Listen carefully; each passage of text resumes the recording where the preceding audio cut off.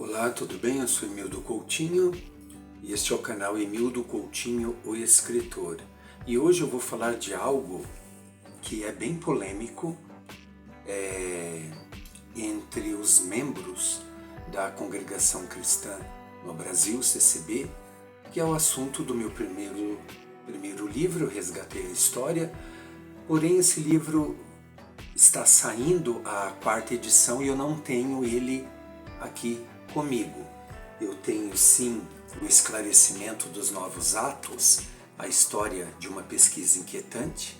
Esse é sobre a pesquisa, muito interessante também.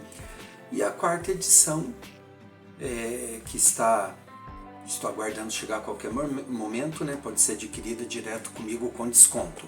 Eu aproveito para convidá-los também a ler, gente, o meu romance Jamais Serás um Dimas Drauman, e também um que eu acabei de lançar, que é sobre o leite não derramado. Este eu ainda não tenho comigo aqui. Esses dois últimos são dois romances. Muito interessante, assim, coisas que aconteceram comigo. Eu uso de um alter ego chamado José Renato Ribeiro para falar de coisas que aconteceram comigo. Jamais Serás um Dimas Drauman, um monte de outras coisas, mas entre elas a experiência que eu tive durante 3 décadas no jornalismo e sobre o leite não derramado, uma perseguição que eu sofri em 2022 como professor da rede pública estadual aqui em Curitiba, uma perseguição política. Isso dito, então este assunto é sobre o cabelo das mulheres e moças na congregação cristã. E também vai pegar ali, né, alguns evangélicos, né, que porventura sigam esse canal, e aqueles que seguem e não têm religião nenhuma, você terá um conhecimento sobre o assunto, porque para escrever o meu livro, Resgatando a História da Igreja, eu fui buscar em questões antropológicas, sociológicas e, claro, bíblicas, na Palavra de Deus, inclusive em italiano, La Sacra Bíblia, que é o que aqueles italianos da colônia italiana em Chicago lia, e essa versão equivale a João Ferreira de Almeida em português, e no inglês a versão King James. O tradutor para o italiano é Giovanni Diodati Lucchesi. Essa aqui é a versão, e eu fui ler para entender o que aqueles italianos da colônia tinham em mãos. Os arquivos do Brás, que tem os meus livros, me mandaram, porque eu traduzi documentos para eles. E assim, o que me chamava a atenção, logo que eu me batizei na congregação, era ver as fotos de Rosina Balzano, a esposa de Luiz Franciscon. À medida que o tempo vai passando, o cabelo dela vai ficando cada vez mais curto, até chegar a ser totalmente tosquiado, como o meu, ou até mais curto. E ninguém falava nada. Um dia eu presenciei um jovem mais casado, né, da minha comum, na casa de um diácono, da minha comum aqui no bairro Boa Vista, em Curitiba. Ele viu a foto dela. E ali ela estava nos anos 30, o cabelo era por aqui. Conforme eu falei, à medida que o tempo foi passando, foi ficando mais curto. A gente viu uma foto dela com o irmão Franciscon, com as crianças pequenas, ali em 1907, talvez por aí, 1902, o início do século 20, ali tá num coque, né? Como todas as mulheres da época. Então, assim, para entender essa história, eu tive que estudar, digamos assim, um comportamento secular que, embora tenha respaldos, origens religiosas, mas é secular, é sociológico, antropológico, enfim. O fato é que eu observava a Rosina Balzano do lado de Franciscon e sempre uma cara serva de Deus do lado dele, ele elogiando ela, elogiando a igreja de Chicago, mas não estava de acordo muitas coisas. Não somente a questão do cabelo, mas a questão do véu na igreja. E aquilo me chamava demais a atenção. Beleza, mas num meio que ninguém sabe nada, como aconteceu, se deram os fatos, essas questões então não esqueça, porque os fatos ainda você encontra aqui ou ali. Agora, essas questões mais assim, teria que ser fontes orais e é mais difícil. É mais difícil, depois eu vou dizer o porquê. O que aconteceu? Voltando um pouco, esse moço, né, já casado, mais jovem, olhou para a foto e falou, ela tem um cabelo curto? Aí o diácono, eles vieram de seita. Isso já nos anos 30. Eles deixaram a igreja presbiteriana em 1800 e pouco, no final do século XIX. Ou início, não, 1913, bem no início do século, 1913, que foi o primeiro batismo. Ali é o nascimento da congregação cristã para mim, eles deixaram a igreja presbiteriana. Mas mesmo assim, como vinha de seita, todas as mulheres não cortavam o cabelo nessa época. Elas aparavam, cuidavam, claro, mas não se imaginavam uma mulher de cabelo curto. E aí que entram as questões antropológicas, sociológicas. Eu achei interessante ver essa cena ali na minha frente, assistir de camarote, como se diz, né, num dito popular, e narro isso no esclarecimento dos Novos Atos, esse episódio, né, esse desdobrado acontecido na minha frente. Beleza, continuei pesquisando, fui para os Estados Unidos, morei 5 anos lá, e eu vi na minha frente irmãs da igreja antiga, né, que se reunificou, todas de cabelo bem tosqueadinho. Uma vez a esposa do ancião passou na minha frente, assim. Aí eu olhei assim, totalmente como o meu aqui, tosqueado. É padrão das velhinhas lá. Congreguei em Corona, a mesmíssima coisa. Como eu explico isso? Questões assim de falta de compreensão, certamente. Na igreja, as mulheres começaram a cortar o cabelo e no mundo, após a Primeira Guerra Mundial, quando as mulheres, com a Revolução Industrial, enfim, e todas aquelas questões econômicas que afetaram a sociedade, desde as roupas ficaram mais leves, para usar menos tecido, a saia começou a subir, porque elas trabalhavam em fábrica, o cabelo começou a ser cortado. Até então, era muito bem preso, mas preso, né? Aí elas começaram a cortar. A gente vê isso em minissérie como Downton Abbey, assim. Mas as mais modernas, as mais jovens, as mais tradicionais jamais. Inclusive aqui em Curitiba eu encontrei uma senhora conversando sobre algo, fazendo uma entrevista para um jornal, e ela me disse assim, mas nessa época a mulher não cortava cabelo, e era anos 60.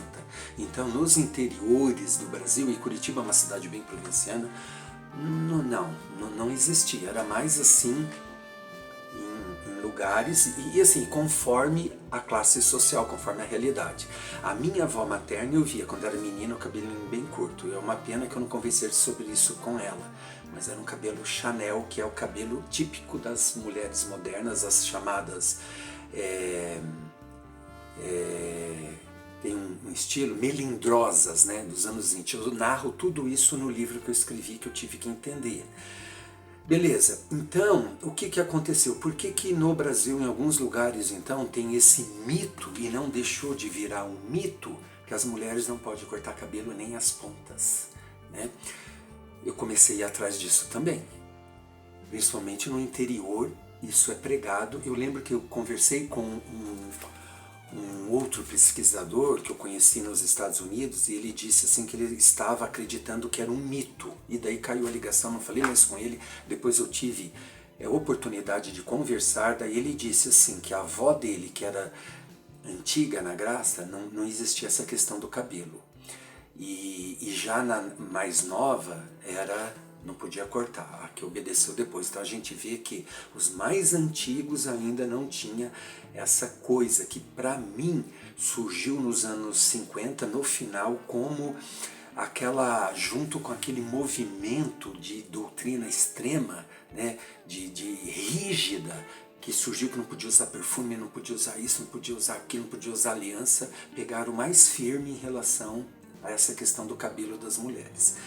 Com o passar do tempo, o que aconteceu? Assim, as regiões isso no Brasil, de área mais classe média, como a minha comum, nunca foi. Isso aqui nunca foi dito e as organistas, assim, as que não cortavam é porque vem desse histórico, as pessoas mudam de lugar, e, enfim, tem o seu passado ali que traz junto, então era meio misto, mas a grande maioria nunca existiu isso. E claro que tem aquelas mais assim, que trouxeram atestado médico para alegar que tinha que cortar porque era cabelo demais, peso. Aconteceu isso na minha comum. Beleza, eu quando me batizei em 1994, eu pensava assim, minha esposa tinha um cabelo enorme, só que era aquele cabelo que lindo, lindo, lindo, mas ela não conseguia prender, porque quando é fininho, faz um coque, prende ou enrola as pontas. Então eu sempre achei bonitinho aquilo, ela odiava e ela não conseguia. Era muito cabelo. Ela enrolava as pontas e, enfim, e era terrível, e daí ultimamente ela estava usando trança e a trança puxava que ela estava ficando já calva. Eu levei ela no médico e eu me senti envergonhado que a médica disse, tá, você pode cortar, ela não. Pessoal, eu vou terminar esse vídeo, eu perdi todo o final dele, dei aula o dia inteiro, tô aqui cansado, meu celular não é bom.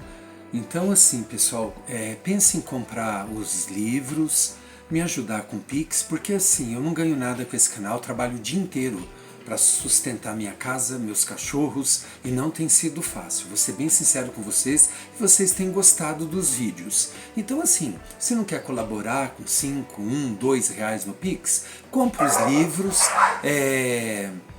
pense em me ajudar, porque não tem sido fácil. O professor ganha pouco, e como escritor, olha, sinceramente é mais gasto.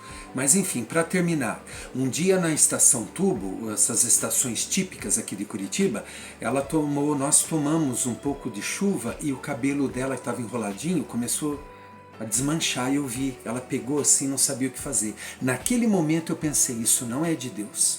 Eu falei, olha, no outro dia nós vamos num salão. Aí cortei até a cintura e depois ela foi subindo por conta, até onde a consciência dela não acusa. Eu fiz isso, meu sogro ficou de cama, porque assim, é muito homem machista que impõe, que oprime filha, oprime esposa. E entre nós, infelizmente, surgiu também as irmãs fiscalizadoras. Aquelas irmãs tipo, se eu não posso cortar, você também não pode, elas ficam vigiando.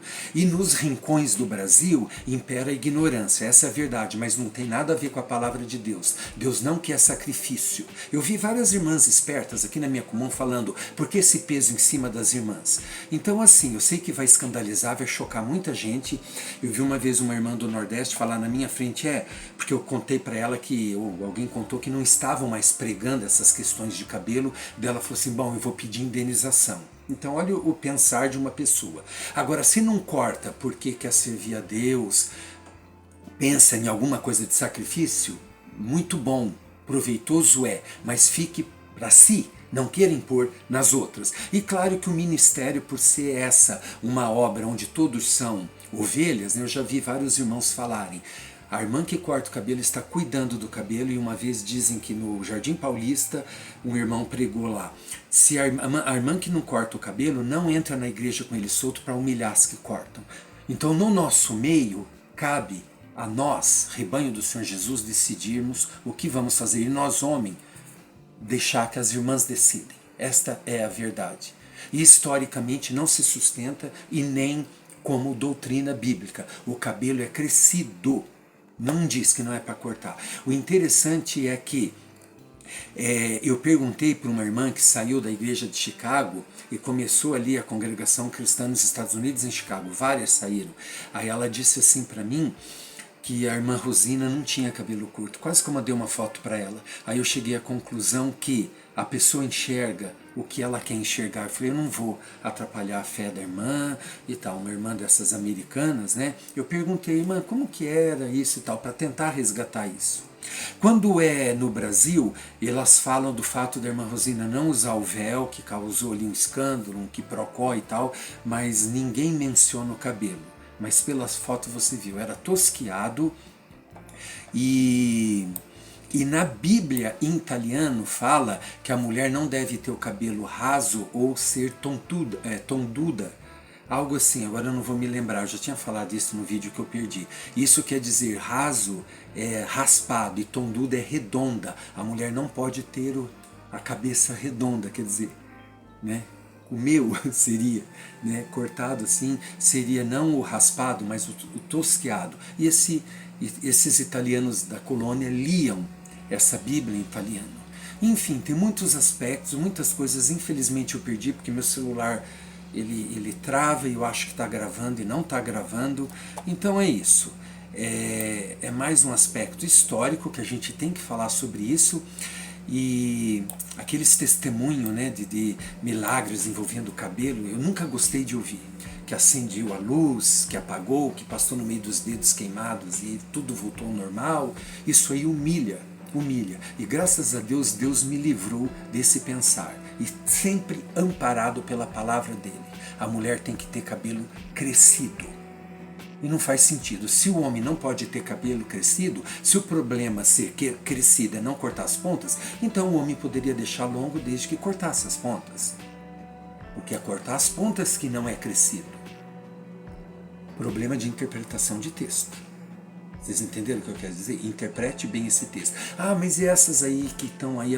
Olha, se está feliz assim, tudo bem, mas se liberte, pare de fiscalizar, de julgar, de condenar. Né? E deixemos tudo para que seja esclarecido. Cada um faz segundo a sua consciência. E esse mito, de onde ele surgiu? Durante aqueles anos 50, ali, meados de 50 e 60, em 54, o tio do meu sogro, Natal Mendes de Moraes, escreveu uma carta para Franciscon perguntando sobre isso, como que as mulheres deveriam ter o cabelo, as mulheres e as moças na congregação. Ele falou que ele orou a Deus, como se não fosse ali claro, né, o preto no branco. Ele precisou orar a Deus e falou que era para ir pela modéstia, que não estabelecemos nada, como as seitas, que era uma palavra que ele gostava de usar e eu não gosto, como as seitas que estabelecem um padrão. Não, na obra de Deus é a modéstia. Então, interessante isso, né? Por isso que eu sempre digo, nós não somos franciscanianos, nós servimos a Deus, né, pela doutrina deixada pelo seu Filho quando habitou entre nós, contida nas epístolas apostólicas. Então, a modéstia, né, que Franciscão falou, para mim está mais no trajar. Em relação ao cabelo, é claro, é crescido. A mulher tem que ter o cabelo crescido. E no meu livro eu explico bastante essa questão de como que era fora da igreja durante a história, né? Porque as mulheres usavam chapéu por uma questão de moda, mas tem um cunho religioso também. Então eu aconselho vocês a lerem o livro, porque eu pesquisei demais esta questão. Assim, é muito interessante. É muito interessante essa parte também secular, digamos, né? Que tem um respaldo na Bíblia, consequentemente na Palavra de Deus. Não podemos deixar isso de lado. Nos vemos na próxima e até mais.